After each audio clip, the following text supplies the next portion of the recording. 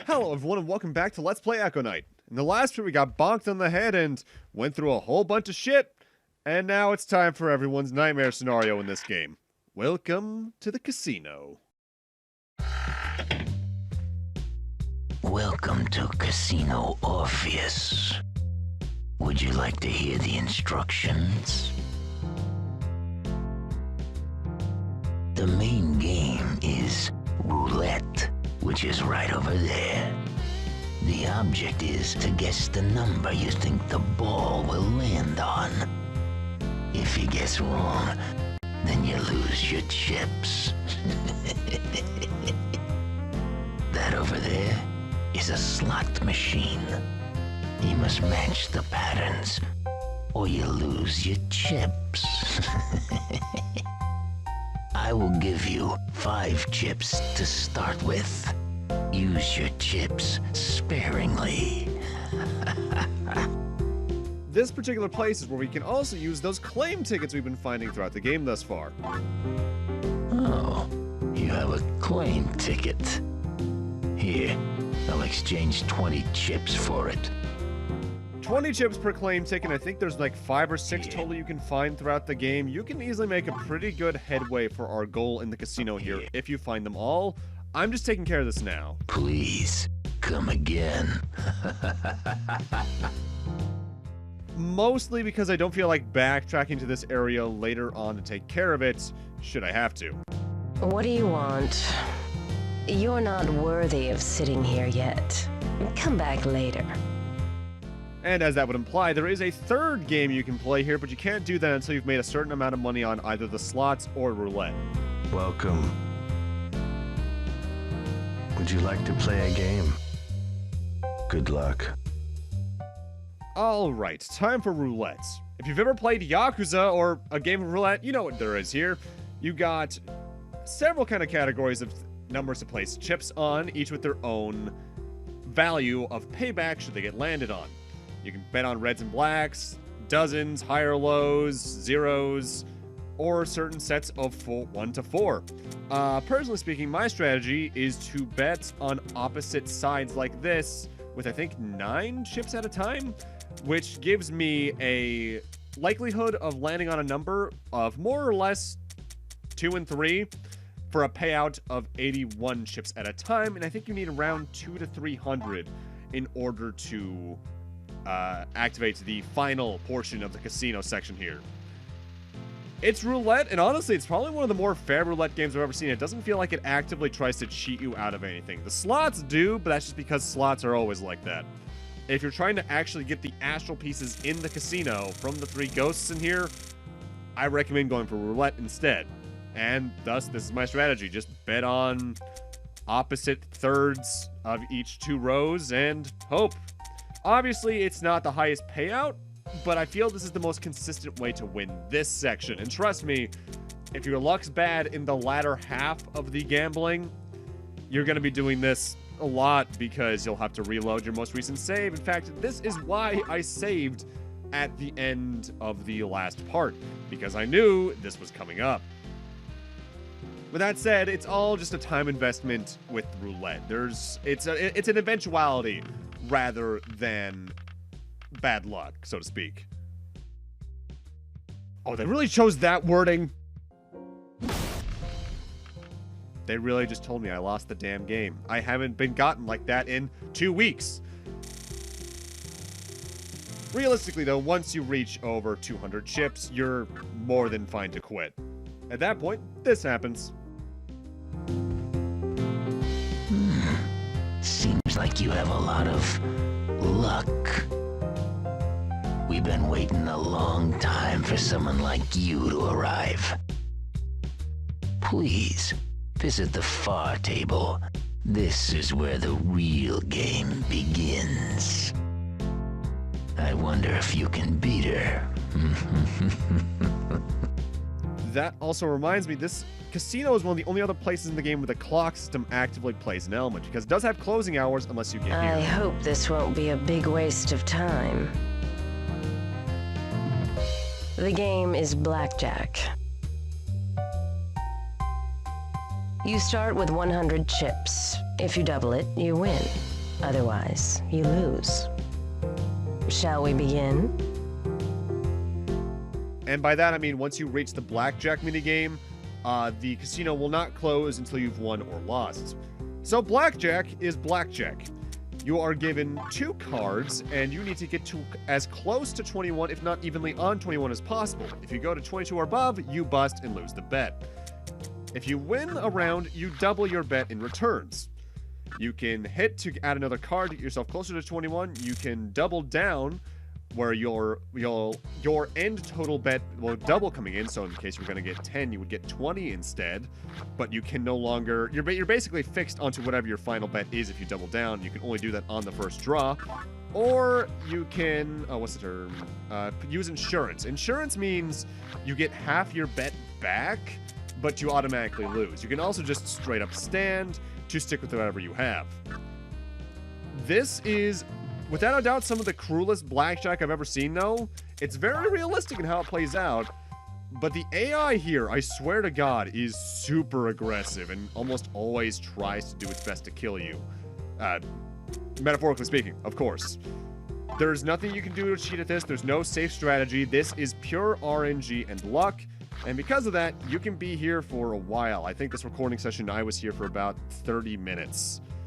So, needless to say, I'm cutting past that and getting to right where I finally win over 200 chips, therefore clearing the casino. This section sucks.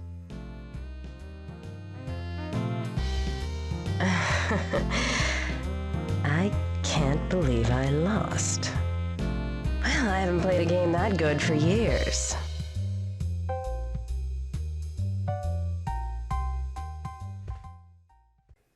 If there are any astral pieces that repeated playthroughs will often just completely avoid getting, it's usually these 3. Because honestly, even though the 2 unique endings to getting all astral pieces are cool, honestly, they're just not worth the luck and time investment for Blackjack especially. And I didn't even show off slots because it's just not worth any payouts you can get from it. With that said, it is mostly just a time investment outside of Blackjack, which can actively just screw you out of it in the long run, which really sucks. Because once you lose all your chips, I think you're done and you have to reload your save, and that sucks. I also used to wonder exactly why, when I first played the game, they would pass on from you beating them in gambling. But from further introspection, as well as seeing a really well thought out YouTube comment somewhere along the line... I think on like the casino theme on YouTube somewhere over the place. I think it's an angle of while they were alive, they were constantly forced to cheat their customers out of real victories they earned because, you know, it's a casino and that happens a lot. So having someone beat them fairly in a game probably was what they were really looking for. With that said, now we are done in that portion of the ship, and we never need to return, so we can now use that dress suit we got at the start of last part to its full effect. Thanks. And technically speaking, as I mentioned when I think we first got the dress suit, I never showed off why we needed the dress suit. If you were exploring this section of the ship we're in right now, right before the area where we had to get the drunken guy that drink of Ed's from the bar and all that, you would find one ghost would completely block your access to another hallway, because you're not dressed properly enough. So it's an angle of you need to find the dress suit in order to get past him. Well, then have a good journey. So now that we have that, we can progress even further into the ship.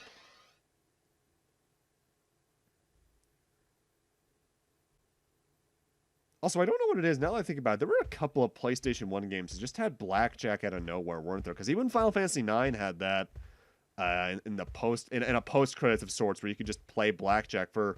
Looking back, no real reason other than the fact it kind of fit with the game and tone-wise. This door won't open. Something's written on it. No trespassing, only to be used in the case of an emergency. I'm sure that door won't come back into play at any point. Our real goal is through this door here to my left. Hello? How are you? Sir, this is a very formal party. Please dress accordingly. Sir William is a most strict person when it comes to etiquette. Please leave. So this is where you need to actively go into your quick menu and press triangle on the dress suit like we did with the rubber gloves back in part 2, I believe, in order to progress. Of course. Right this way.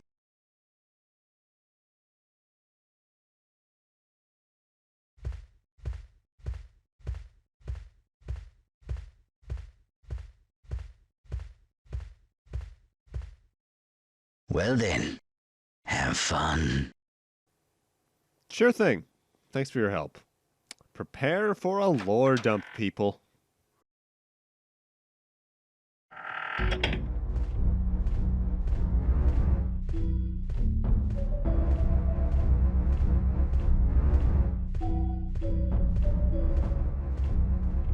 I am Arthur. Arthur Rockwell. I'm Hilda Rockwell. You should have already witnessed the reason we are here. Our father, William, the Red Knife, that is how it all began. Within one generation, Father was able to make our family filthy rich. And that was all done after he obtained that red stone knife. Our father was a cold person to begin with. But I could see Father was slowly converting to evil. Yes, it was as if that red stone possessed him. We were terrified, so we both were planning on killing him on this ship. But our father was thinking the same. He tried to kill us and succeeded because of that knife. A long time ago, beyond that painting, fate was determined.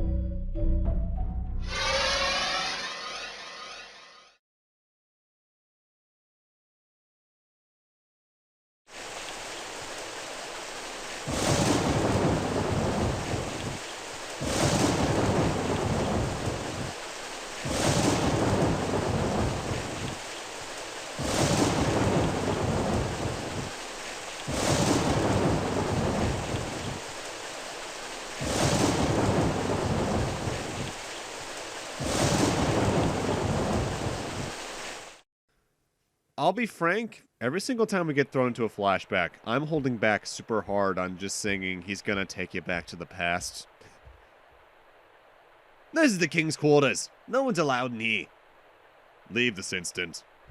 Okay, fine, I'll turn around and go the other direction. God.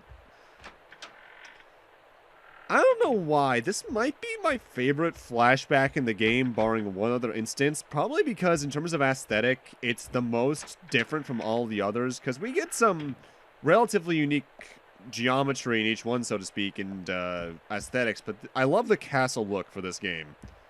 That man's dead. That's probably not good. Hello? Anyone out here? What are you doing? Have you gone mad? Gods, seize this madman! It's no use. I have ordered the guards on duty not to allow anyone inside. You will die. You think that you can escape after killing me? If you lower your sword now, I shall spare you. Think about it. You need not worry about me. You know I will survive. I know your secrets. I know how you rose from a common soldier to the king you are. What? You can't be... Ugh! This can't be true. Remember this. Fate will give you what it has given me. Ugh. He had it on him. It's no wonder I couldn't find it.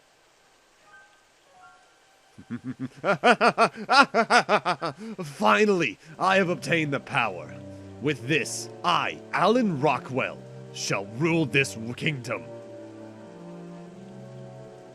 Who's there?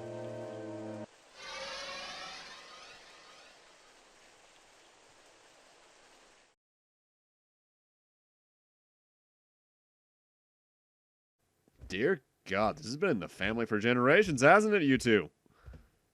Anything further to say? Our father, that knife has destroyed this ship. You are like us, just another prisoner of this ship. I have something to ask of you. I want you to find 3 more plates like this one here. You will need it in order to reach our father. We will stay and wait for you here. With that, by and large, the second half of the game has begun, because this Firebird plate is the first of 4 we need to enter the second to last area in the game. In terms of key hunts in a Resident Evil terms, this is the second major one through the game in a long-term sense. Be careful. That woman lurks beyond here. She will kill you if she finds you. Try to divert her attention. By and large, your goal the first half of the game is just to make your way into this very room, if you think about it. Please, find it quickly. Albeit the wandering nature of this game for first playthroughs doesn't make it appear as such. Don't know why you can turn the lights off in here, but hey, I'll take it. Now, the moment we enter this next room, we can not only grab the butler's astral piece, but it allows us to enter the door you may have seen on the way over here, this one. However, the moment we enter, you might notice that it's playing the encounter theme. The lady ghost from earlier is in here. You can turn the lights on, but that only turns it on the first floor. The second floor still has its lights off. If you try to walk up there, the lady ghost will just try and run into you, and you'll probably take damage and or die instantly. I frankly have never died up there. But then there's this little talking bird here. It's a toy crow. And there's a door on the back of it. Open it up, and you might remember that cog we got back near the theater, particularly near the phonograph from the mother and son. We can place that gear in here. That makes the crow, once we investigate it, sound off. This distracts the lady ghost up on the second floor, and she walks towards it enough that you can walk past her and turn the light switch on up here. I won't lie, that puzzle took me 30 minutes to figure out my first time through. And it's a good thing I figured it out eventually, because you do need to eventually come back down here, open the lid back up, and get the gear again, because this is one of the few items in the game, like I mentioned when we got it, that we use in more than one situation. What that second one is, we'll see later on. Also, be careful not to walk on her poison, because I don't think there's ever a way to cure that poison blotch. Ah, the exterior of the ship. Haven't seen this in a while. And in the case you need to, there is a plate to see the mysterious man over here. I do like that they placed those sun plates at a decent enough pace throughout the rooms that no matter what section of the ship you're in, there's always one nearby, if you look at each sort of section that you unlock at a time as like a level. Although if you start looking at where they're placed on the map, they do seem to be clustered around more busy areas, so to speak. Turn this light on, by the way, because I think she can appear in this room. Technically, I think they can. The evil ghosts can appear in any room. It's just they're more likely to appear in certain rooms than others because they're more scripted too. That is kind of, I feel, the flawed nature. Oh, by the way, claims ticking in here in the case you didn't do the casino yet. That is kind of, I guess, the problem with Echo Knight 1, at least, in terms of horror tone. Because the lights automatically save you from any ghosts, and the ghosts have no way to turn them back on in this game, you can really save yourself a lot of headache and actual scares just by gunning it for the nearest light switch. Echo Knight 2 does things a bit better in that regard because of how the lights work in that game. You might need to finagle some more fuses around for certain areas at a time. And Echo Knight Beyond, for as many missteps as it made, the ghosts are a legitimate threat throughout that game no matter what. Because that game is a radically different tone and setting, to say the least. With that, welcome to the pool. Not much to say about it. I've always found having pools on ships weird, but I think it's just because I don't like being on boats to begin with, and I also can't swim, so it's doubly a nope for me. There was a full moon, and I was reading a book under the luminous light of the moon. I loved reading at night. It was only then that I could enjoy peace. I died. That midnight, the moon was stained blood red. It was midnight. The blood-stained moon was glaring at me. I don't know why I really like those particular lines in terms of how their composition. I don't know why. There's an oddly shaped crystal here, though. The bottom of the pool. It's that fish's eye. When the moon emits its luminous red glow, try and insert it. Gotcha. Problem is, the pool is flooded, so we need to find a way to unflood it. Thankfully, this door over here exists, leading us towards that entire section that allows us to unflood it. Drain it. That's the word I should use there. But with that, I'm going to need to end this off here. Thank you guys for watching, and in part 6, just that. We're going to see what's down here. See you guys then.